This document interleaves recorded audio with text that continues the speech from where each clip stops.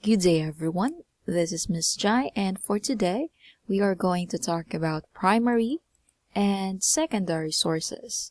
As a researcher, you should always remember that everything that you write is not merely based on opinion, but opinions supported with facts and evidences.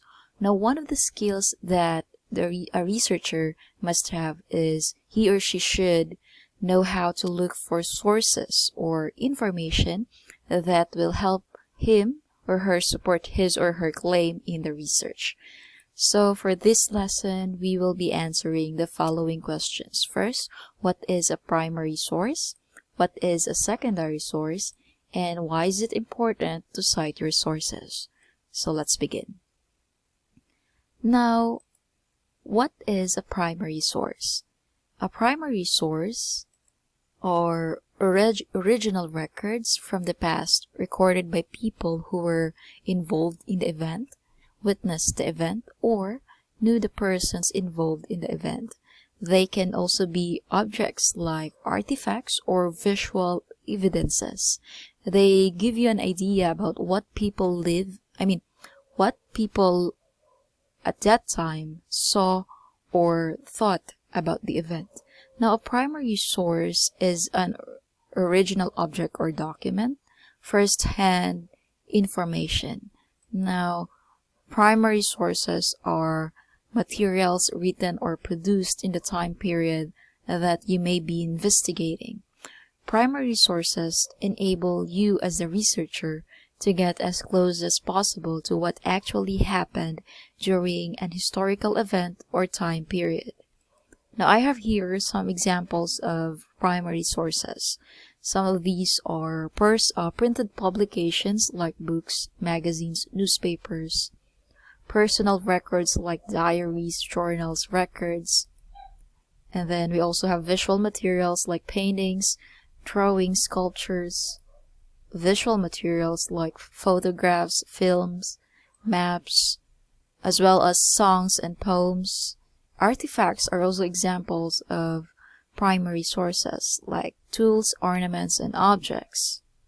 Now, a secondary source are made at a later time. They include written information by historians or others after an event has taken place. Now, a secondary source is something written about a primary source. Remember that. Now, secondary sources are written after the fact, that is, at a later date. Usually, the author of a secondary source will have studied the primary sources of a historical period or event, and will then interpret the evidence found in these sources. Now, you can think of secondary sources as second-hand information. Although they can be useful and reliable, they cannot reflect what people who lived at that time thought and felt about the event. But they can represent a more fair account of the event because they include more than one point of view, or may include information that was unavailable at the at the time of the event.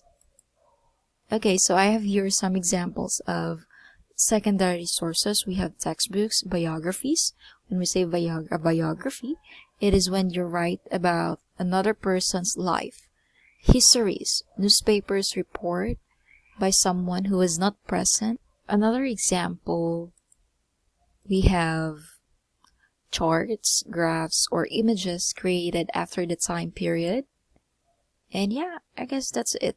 Now think about primary source and secondary source like this. If I tell you something, then I am the primary source. But if you tell someone else what I told you, then you are the secondary source. Okay? Now, let's proceed to plagiarism and citation basics. This is very important when you are going to write a research.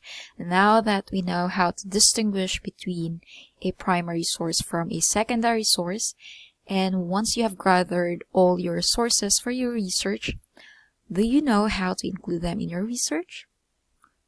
Well then, I will give you a quick guide on why and how to properly research without getting into trouble. Or how will you include what you have researched or your sources in your research. Now, there are 3 types of formats in research. Always familiarize yourself with this. We have MLA format, or known as Modern Language Association, and the APA format, also known as American Psychological Association, and ACM format, or Association for Computer Machinery. But in this lesson, I will show you how to cite using the APA format, because APA format is quite, based on my experience, it is one of the most commonly used format when I took research back when I was still in college. Now, just a quick guide. In the APA style format, when you are trying to include it in your research, this is how it looks. Now, in APA style, referring to the works of authors or others in your text, it is done using parenthetical citations. Meaning to say, this method involves providing relevant source information in parentheses, just like this one, whenever a sentence uses a quotation or a paraphrase. Now, when using APA format, follow the author and then date method of in-text citation. This means that the author's last name and the year of publication for the source should appear in the text, just like this one. Okay? Now, when you're going to write a short quotations using the APA format, this is how it looks like.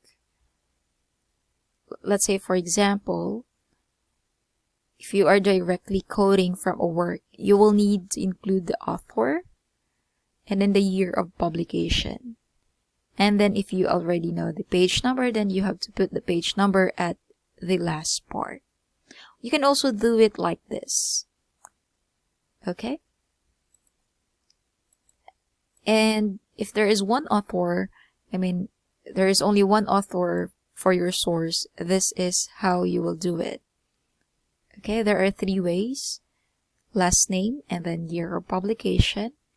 You will also use the same thing, last name, and if you know the page number, you will put the page number. Now, if there is no reference in text, or you are just using the name of the author, then you will just do the same thing. Last name of the author and then copyright year. Okay. How about there are 2 authors? You're going to use 2 authors. There are 2 authors that authorizes the book or the reference that you try to use as a source for your research. And then this is how it looks like. Rowling and Kramer, I don't know how to pronounce this one, 2005. So you have to include the last names of the authors separated by and then you will put the year of publication. The same thing with this one. Okay, if you are going to not directly quote the author, then this is how it looks like.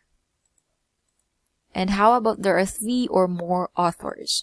Now, when a work has 3 or more authors, always cite all the authors the first time the text is used, but thereafter use the first author's last name followed by et al.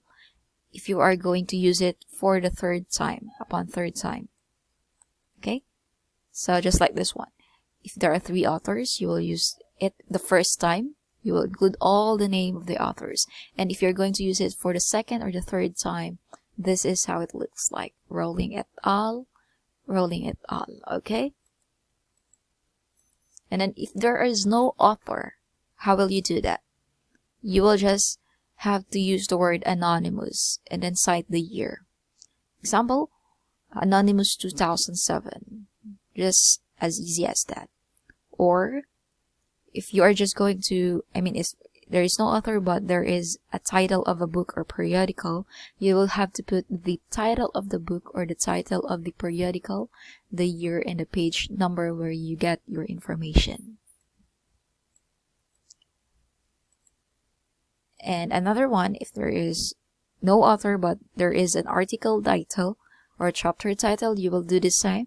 you'll put the article title, chapter title, and then the year and the page number, just like this one, Study Results 2007, page 77. Now, how about groups as author? Now, corporations, associations, government agencies, research groups, etc. are usually listed each time they are used in text unless an abbreviation makes the group easily recognizable. Okay, now say for example this one.